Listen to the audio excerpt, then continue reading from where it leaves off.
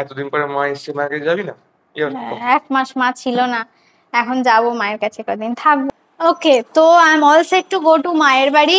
বেলা গিয়ে টিটেনাসটা দিয়ে নিয়ে আসতে হবে, কারণ কাদা মাটিতে পড়েছে তো, ওটাই চিন্তার বিষয় আর কি।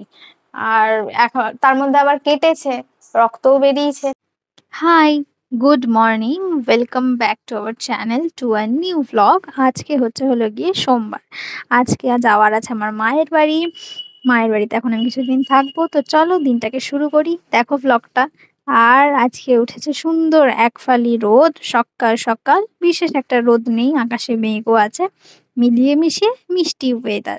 এখন ওয়েদার না দেখে সমস্ত টুকিটাকি কাজগুলো করে নিই। প্রতিম ঘুম থেকে এখনো ওঠেনি, তবু আমি আমার চাদরটা গুছিয়ে নিচ্ছে তাড়াতাড়ি করে, কারণ যাওয়ার আছে মায়ের কাছে। ওয়েদার যেহেতু ভালো নেই, তাই বিশেষ দেরি করব না, তার কারণ কখন তুমুল বৃষ্টি নামবে বলা তো যায় না।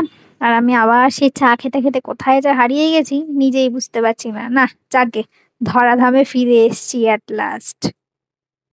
আর মায়ের কাছে যাচ্ছি যেহেতু বেশ অনেক দিনের জন্যই, তাই জন্য আমি সকাল সকাল বসিয়ে দিয়েছি কাঁচা, মানে যা যা জামা কাপড় জমেছিল সেগুলো সমস্ত কেচে নিয়ে তারপর আমি এখন যাই খেয়ে নিই।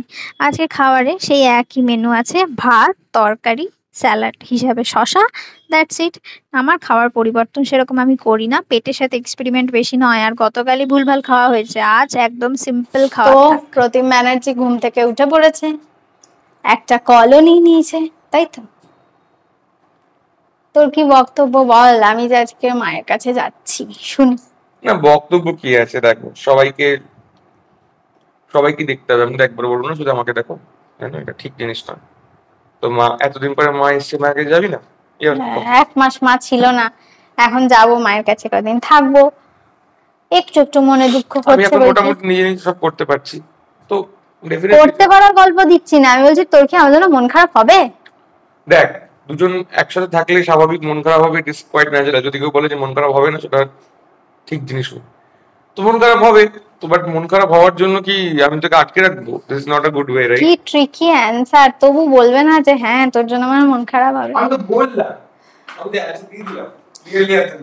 আচ্ছা, আমার এক্সপেক্ট করাটাও ভুল, যে কিনা সারা প্রেমে আমাকে একবার আই লাভ ইউ বললো না, তার কাছে আমার এক্সপেক্ট করা ভুল যে সে বলবে আই উইল মিস ইউ।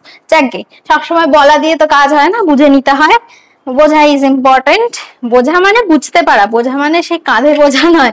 আমি এখন যাই নিচে, সকাল থেকে বড্ড ল্যাদ খেয়ে খেয়ে কাজ করছি। সকালে অনেক তাড়াতাড়ি উঠেছি, তাও কেমন ঢিকিয়ে ঢিকিয়ে কাজ করছি। যেদিন আমার বেরোনোর থাকে কোথাও, সেই দিনই আমি এরকম ল্যাদ খাই। আর সকাল থেকে আকাশে ছিল মেঘ, তারপর হয়ে গেছে 2-3 পশলা বৃষ্টি, ঠিক আছে। আর এখন আমি তোমরা দেখলে আমি কাচতে নিয়েছি। আমার কাঁচা মানে বৃষ্টি মেঘ এগুলো তো হবেই বর্ষাকালে, শীতকালেও হয়ে থাকে। তো সেগুলো বাধা অতিক্রম করে আমি কেচে ফেলেছি। ছাদে তো দিতে পারবো না, রেলিং দিয়ে মেলে দেবো। সকালবেলায় তোমাদের দেখালাম সুন্দর একফালি একটা রোদ উঠেছে, কিন্তু এখন দেখো কি পরিস্থিতি, আকাশের পুরো মেঘ করে এসছে। আকাশে বৃষ্টিও শুরু হয়ে গেছে, 2-4 ফোঁটা করে বৃষ্টি বাড়বে, বই কমবে না। বর্ষাকাল পড়েই গেল বলো, গ্রীষ্মকালটাও ঠিক করে এনজয় করতে পারলাম না, তার আগেই বর্ষার আগমন। ঠিক আছে, অসুবিধা নেই, গ্রীষ্মটাও টাক ফাটা পড়েছিল, তখনও আমরা মানে প্রকৃতিকে তখনও দোষারোপ করছিলাম, এখন বৃষ্টি হচ্ছে তাও দোষারোপ করছি। মানুষের দাবি প্রচুর। বাইরে হচ্ছে বৃষ্টি আর এ গাইছে নন্টে ফন্টে। যাকগে, যেটা কাজের কথা সেটা হচ্ছে গিটারের তার চেঞ্জ করে ফেলেছে, কাল তো আর দেখানো হয়নি। এই যে সেই ফ্রেশ তারওয়ালা গিটার, দুটো চেঞ্জ করা, এই উপরে দুটো এখন বাকি আছে। এই যে ফ্রেশ তারওয়ালা গিটার, তার চেঞ্জ ডান। আরেকটা ঘটনা হচ্ছে যে যখন তোমরা কেচে করে ফেলবে অনাথ সৃষ্টি এবং বাইরে হবে বৃষ্টি, তখন তুমি কোথায় মেলবে? এই যে ছাদের রেলিং হচ্ছে তখন শেষ ভরসা। ছাদের রেলিং জুড়ে জামা কাপড় মেলে দেওয়া হয়েছে, মানে সিঁড়ির রেলিং জুড়ে, নট ছাদের রেলিং। এবার এখানেই শোকাবে।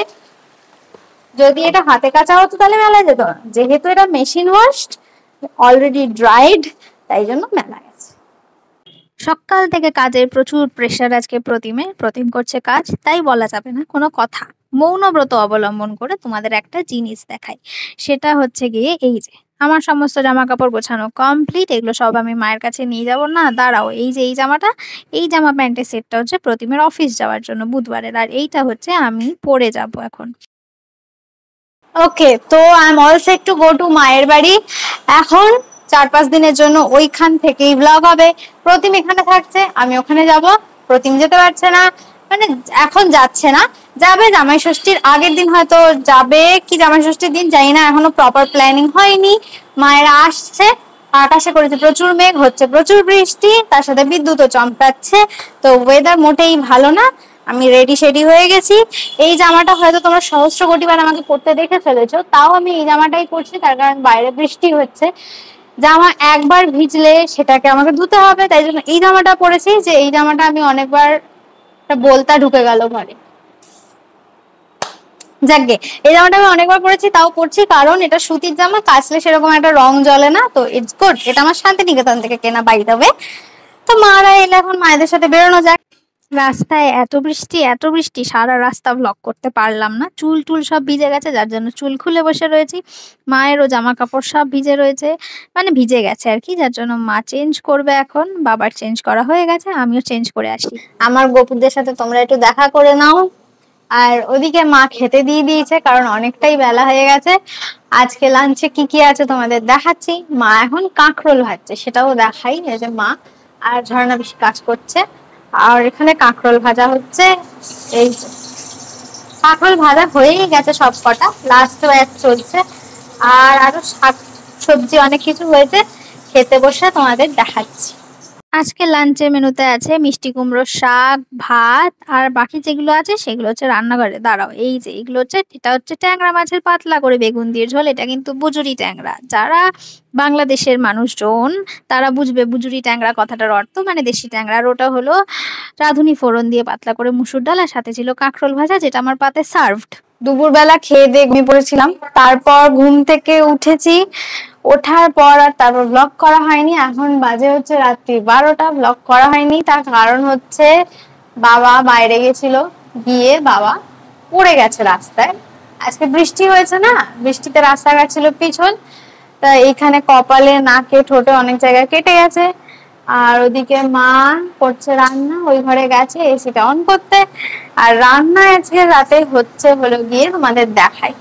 এই যে রান্না হচ্ছে মুসুর ডালের বড়া আর আলু পটলের ডালনা। আর ওদিকে বাবা খেতে বসে গেছে, কপালে অনেকটাই কেটেছে।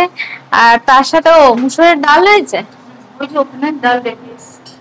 এই যে আমার ভাতও বেড়ে দিয়েছে, ও সাথে একটা আম আছে, আর এই যে ডাল। আর বাবার কপালে এই যে সেলোটেপ বলছি, এই যে লাগিয়ে দিয়েছে ইয়ে ব্যান্ডেড। আর নাকেও একটুখানি কেটে গেছে, নাকে 2-3 জায়গা কেটেছে।